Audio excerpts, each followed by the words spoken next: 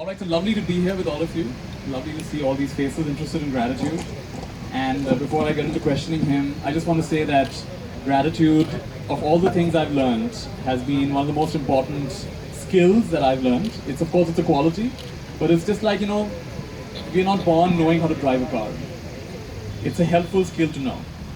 Of course, now with self-driving cars coming, maybe you don't need it anymore.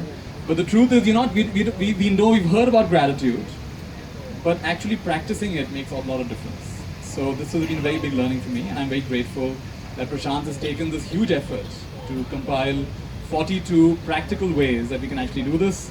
Even if you just do one of them, I'm sure it's going to have a powerful impact on your life. And he's written it, I asked him, why have you written it in this format? And he said that I purposely kept each chapter really small.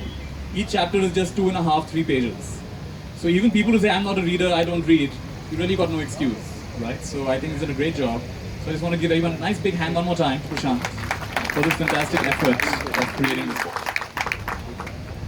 So my question for you, Prashant, is give an example. Of course, your book is full of examples, but just one example top of mind that comes to you of a situation where normally you would have reacted, but since you've written this book or you've been writing this book, you responded in a different way. So give us one such example. So, before I answer that, can I take 2 minutes to explain? When Nitya says it's a skill that's to be developed, the way I looked at it was, there are two kinds of people. One is the genetically predisposed grateful people, and the other is the genetically predisposed complaining people. Some people are very negative, and some people are born very positive. And to me, I wasn't in both those categories. I was somewhere in between those. So I had to develop it. I had to go to a lot of his workshops, and every time I would go to his workshops, he would slow me down. So it took me a long time to learn. So I'm a constant learner with him. So I learned so much. So I said, okay, the best way to learn is to teach also.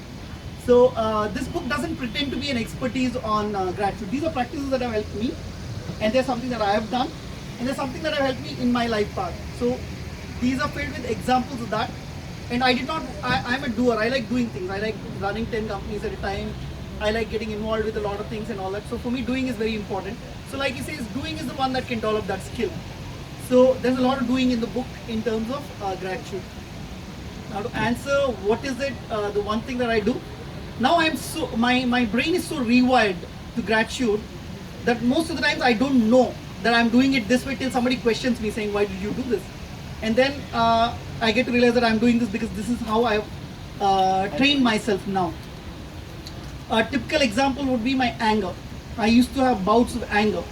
So the first way I had of handling my anger was to put my screensavers as patience. So I said the way to handle anger is by patience. So all my screensavers on my phones would say patience. When I booted them up, they would say patience. I would write on my hand every day, patience. So whenever somebody would say something, I would look at it and say, I have to be patient, I have to be calm. Because somebody told me saying, you should not respond, you should react. Okay, not react, but respond. So I said, okay, see how bad a learner I am. So it took me a lot of effort and time. So this is why this book came about. So in trying to react to a situation and not really get entangled in it, it took me a long time. So I would go to him and ask him, I said, Nitya, this is not working out. So he told me one of the most beautiful things I have heard. He said, the fastest way to get anything done is by infinite patience. So he said, patience in tujhe infinite patience ki zarurat hai. So I said, okay, he just wants me to constantly be in this patience thing. So infinite patience is what he asked me to develop. So every day I move towards that infinity a little bit more. Every day it takes a lot more for life to trigger me or to entangle me. The time gap between me getting entangled or getting angry has increased a lot. So off the top of my mind, like now we had an event that has gone 40 minutes past its time, and I have about 100 friends who are there waiting under the sun, and all of them want to hear him. And then we have all these jamela of cutting this thing, doing that so that the photographers will get what they want and all that. And still, so how do I balance that? How do I balance my wanting to get things done faster so that we can move on to really talking about something that would affect all of you? And how do we get to that? So that is how patience has developed. So now I don't get triggered. I still smile. I'm still calm. I'm still here, fully present now. So I have another question for you. In researching this book, you've come up with 42 different practices. And of course, when you research things, you are practicing things, you're reading things, you'll be looking up on the research on gratitude. What is the most unexpected thing you discovered during your research for this book? So, if you go on the internet, there's this nice scientist called Robert Emmons. Okay, he's done the most amount of research on gratitude. Okay, so how gratitude is related to relationships, how gratitude is related to happiness, how gratitude is related to work, and so everywhere there were very positive signs in terms of how gratitude benefits everything. Okay, how it can make your life more joyful and abundant. The most surprising thing that I found about gratitude was that I thought gratitude, when I talked about it, I was talking about suicide ideation and how it can reduce that. Okay, so when I put it up on the group in our circle of gratitude in the past 4 months, we had 3 people who were ideating suicide who actually messaged me saying, Prashant, our suicide ideation has reduced. This is not scientific research and all that. Okay, this is something practical that happened, and I have shared that on the group because some of them were okay with sharing that. So gratitude can, the most surprising thing is that gratitude can inspire others and it can inspire yourself. We are very pro-social about gratitude. So when we see others being grateful, it automatically in us expands gratefulness. It triggers what I call a delicious loop of positivity. We are used to this vicious cycle of negativity. So gratitude triggers that positive loop of, delightful loop of positivity. Thank you. That's a great example of how it can help. I saw in your book there are a lot of cartoons, and I noticed there are 6 distinct cartoons, 6 different people. Can you share what each distinct person, I think I could find the names of these people. Yes. They are Master Fantastic, Dr. Big Head, Major Strong, Mr. Expressive, Miss Wonder, and Brother Monk. So very briefly, what do these 6 different people represent and how are they connected to gratitude? So the last one, which is the monk gratitude, is obviously based on him, just in case he doesn't know. So the way psychologically, all psychological books and the way even our Vedas look at it is Manasa Vacha Karma, which is our thoughts, our feelings, our saying, our doing and our being. But before that we also require the knowledge to do it. So I put it into 6 parts: knowing, feeling, thinking, saying, doing and being.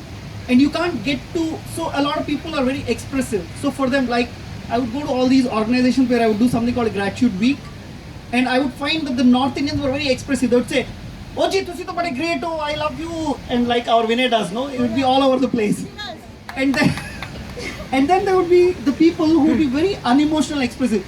You would do something really fantastic, and they would say, "Oh, thank you," like our Narayan. So I saw that our expression was also different. So I created one in terms of how can we express gratitude. Second, I realized that in terms of our thinking and all that. So there's this scientist, Robert Emmons. So I based one character on him because the negativity mindset that I had during my depression, I realized that hormones, so everybody says that it's easy to be positive and if you think positive, so all well-meaning friends would give me that advice, just don't think negative. And the more they said don't think negative, the more I would think negative, of course. So all well-meaning people would give all kinds of advice. And I realized that to change that thought and mindset that I had of negativity, I needed to rewire my brain. And the brain doesn't get rewired by just our habits, doesn't get just rewired by our affirmations or words. It also needs our feelings to change. Okay. So sometimes, like to conquer envy and jealousy, I would require what he calls in the Buddhist tradition as mudita, which is being joyful in other people's joy. Now all of you came, you're joyful in my joy, you're willing to share it with me. Yeah. And that is a feeling that can be developed, but can you do it to your worst enemy? Yeah. Can you do it to somebody that you dislike? You like me, so you're willing to do it for me. But can we practice it such that we can do it to somebody that we don't like? That seemed to be my challenge. So I divided it into these 6 parts and I named each character after them. The characters don't appear in the book, but they're just to give like a guidance, a structure to the book, such that there are 6 A's, and each of the A's is attached to either the thinking, the saying, the feeling, the doing. Because I realize that different people are visual, so sometimes some chapters will appeal very much to doers like me. Some chapters will appeal very much to people who are more into just using affirmations, mantras and all that. And some people who are very feeling oriented, okay, who just like the Bhakti Yoga guys. For them, feeling will be important. So I structured it in those 6 areas. Thank you. I've noticed I've noticed one thing that in India, I don't know, some of you may have also noticed this, that saying thank you is not so common. This is actually more a Western idea to say thank you. Because, like, for example, you stop your car and ask someone for directions, and they leave their shop and they direct you, and say, and you drive off. It's very common in India, we don't really say thank you. You know, it's like more of a Western, like in India, what you use dhanyavad, you hardly ever say dhanyavad, right? You know, the word also is quite a mouthful. Shukriya, dhanyavad. It's not something we say that often. So my question for you is, what is your insight? I mean, is it that in India we just have this idea of dharma, we just do our duty, we don't worry about thankfulness? What is the connection of thankfulness, gratitude with our Indian tradition? So what has been my experience is, we are used to think of gratitude as a way of reciprocation, as mirroring, as obligation. So in India, I will come to your wedding if you come to mine. And if I come to your book launch, then now I don't know how many of you will launch books. So now it's like an obligation. It's born out of guilt. It's born out of mirroring. So we confuse gratitude with the idea of obligation, mirroring, duty. So in India, it's a very common thing to say, it's my duty to do it, that's why I'm doing it. Okay. So we confuse it for the idea of indebtedness. Indebtedness, that's why the Hindi word says abhar. Abhar is like, I have this weight on my head and I have this bhar and I have to return it to you. Now I am so obligated that I feel that if I don't return it to you, then I will be forever indebted to you. So I don't know how to return it. In fact, Indians are very scared of receiving.